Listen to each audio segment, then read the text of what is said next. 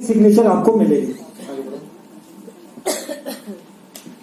इसकी अहमियत हमको अपनी किताबों में भी मिलती है। मोहम्मद रसूलुल्लाह सल्लल्लाहु अलैहि वसल्लम की एक बहुत मशहूर हदीस है कि चंद साहबा के दरमियान बैठे थे, उन्होंने कहा कि मैं तुम्हें खबरदार करता हूँ, सुन लो, बदन में गोश्त का लोथड़ा है, जब वो टुकड़ा बिगड़ता है तो सारा जिस्म बिगड़ता है, और जब वो ठीक होता है तो सारा जिस्म ठीक होता है।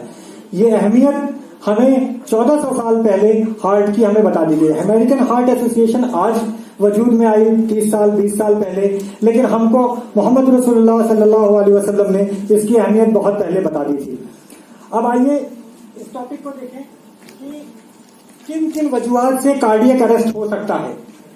कार्डियक अरेस्ट होने की वजूहात जो है वो कोरोनरी आर्टरी डिजीज है, हार्ट अटैक है, enlargement of. I am not here to teach you medical science, sorry, मैं डिटेल नहीं बता पाऊंगा, बहुत शॉर्ट में आपको आगे बढ़ते हैं। दूसरा वल्वुलर हार्ट डिजीजेज हैं, कंजेनाइटल हार्ट डिजीजेज हैं, electrical problems in the heart. आपके हार्ट को चलाने के लिए एक इलेक्ट्रिकल इंपल्स काम करता है, वो इलेक्ट्रिकल इंपल्स किसी वजह से भी बिगड़ जाएगा तो आपको कार्डियक अरेस्ट होगा, या किसी भी मरीज को कार्डियक अरेस्ट होगा। हमें करना क्या है? What is our motto?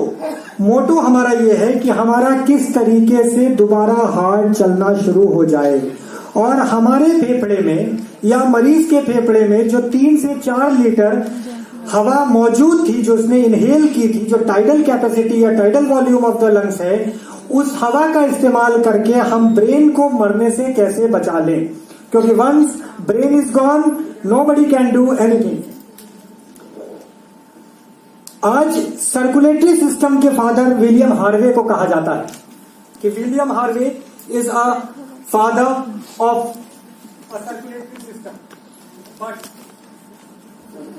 But ये हम भूल जाते हैं कि हमारे अपने असलाफ इब्न नफीस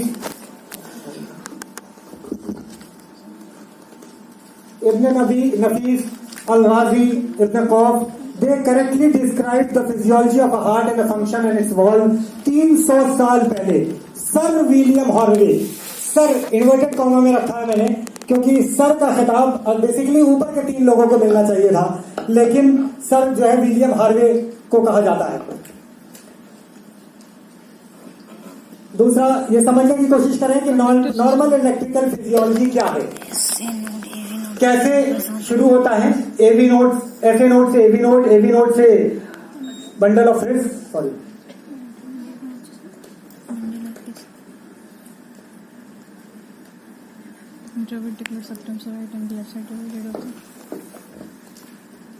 नॉर्मल पंपिंग हार्ट जो है उसका एक ही जगह से शुरू होता है कि एफए नोड, उसके बाद एवी नोड, फिर बंडल ब्रांचेस से होते हुए पूरे हार्ट को इंपल्स देता है। नॉर्मल इलेक्ट्रिकल इंपल्स उस तरह का बनेगा जो ऊपर बनता है, PQRS T।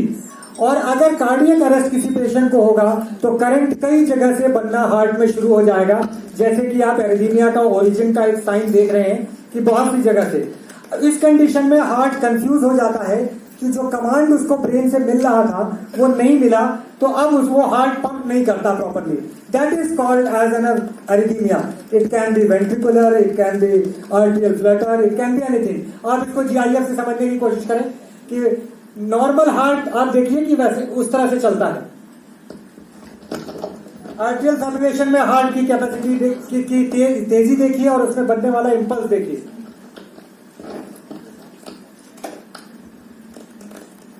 अगर आर्टियल रिदम है तो आर्टियल रिदम में किस तरीके से चलेगा, आर्टियल फ्लटर क्या चीज है और आर्टियल फिब्रिलेशन क्या चीज है, ये आपको हमने समझाने की कोशिश की है कि हार्ट बेसिकली बॉडी के अंदर कार्डियक अरेस्ट के दौरान किस तरीके से चलता है।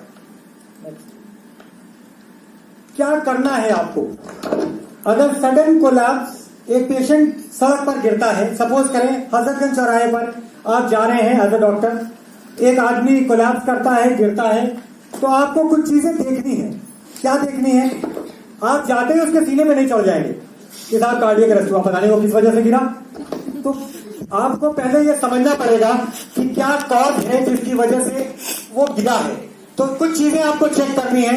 सडन कोलैप्स हुआ, अगर ब्रीथिंग नहीं है, पल्स नहीं है, कॉन्शियसनेस नहीं है, तो आपके पास सिर्फ 5 से 7 मिनट है कि आप उसकी जिंदगी को वापस करने में जो मेहनत कर सकते हैं। अगर you lose this 5 to 7 minutes then nothing is going to be happen. ठीक है, अब देखने का कुछ तरीका है। मेरे सामने एक रामलाल जी मौजूद है, मैं इनके ऊपर आपको समझाने की कोशिश करूंगा कि ये अगर हजरतगंज चौराहे पे गिरते हैं तो आपको किस तरीके से इनको चेक करना है कि इनकी पल्स है कि नहीं, इनका कॉन्शियसनेस है कि नहीं, ब्रीथिंग है कि नहीं।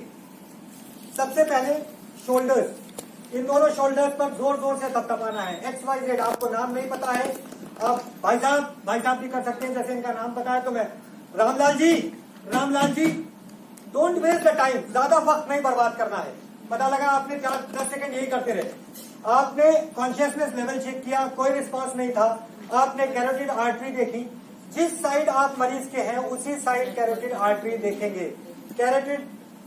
कैरोटिड आर्टरी आपके अपनी चेक करें, पहले आप अपनी चेक करें कि आपको अपनी कैरोटिड आर्टरी मिल रही है कि नहीं। अगर वो पल्सेशन आप फील कर पा रहे हैं अपना, तभी आप नॉर्मल और एबनॉर्मल में डिफरेंशिएट कर पाएंगे। ब्रीथिंग देखना है, एक तो आपने कॉन्शियसनेस लेवल चेक किया, दूसरा आपने आर्टरी पल्सेशन चेक किया, तीसरा ये है कि आपको देखना है कि मरीज सांस ले रहा है कि नहीं। सांस लेने के चेक करने के 2 तरीके हैं। एक तरीका तो ये है कि अपलिफ्ट ऑफ द चेस्ट होता है कि नहीं, तो उसके लिए सीने पे निगाह रखनी है, 30 डिग्री एंगल पर आना है और करीब आकर नाक की हवा, आने वाली हवा को महसूस करना है। अगर ये चीजें नहीं मिलती हैं कि this shows that the patient has got a cardiac arrest and needs attention with in 5 to 7 minutes. याद रखिए आपके पास सिर्फ 5 से 7 मिनट है। क्योंकि अगर 5 से 7 मिनट तक प्रॉपरली ब्रेन को ऑक्सीजन सप्लाई नहीं पहुंची या ब्लड सर्कुलेशन ऑक्सीजन लेकर नहीं गया तो ब्रेन डेड हो जाएगा। क्यों कहते हैं कि blood is a very special juice, without it brain is nothing. आइए यहाँ समझने की कोशिश करें कि 4 से 6 मिनट में ब्रेन डैमेज हो जाता है, 6 से 10 मिनट में ब्रेन मैक्सिमम डैमेज हो जाता है, 10 मिनट के बाद वो इररिवर्सिबल डैमेज में चला जाता है। तो हमने एक मीन वैल्यू ली है 10 मिनट को, क्योंकि एक्सटेंड है, मैक्सिमम है, तो हमने 5 से 7 मिनट का एक स्पैन रखा है कि 5 से 7 मिनट में अगर हम कुछ कर सकते हैं तो करेंगे, otherwise we don't have any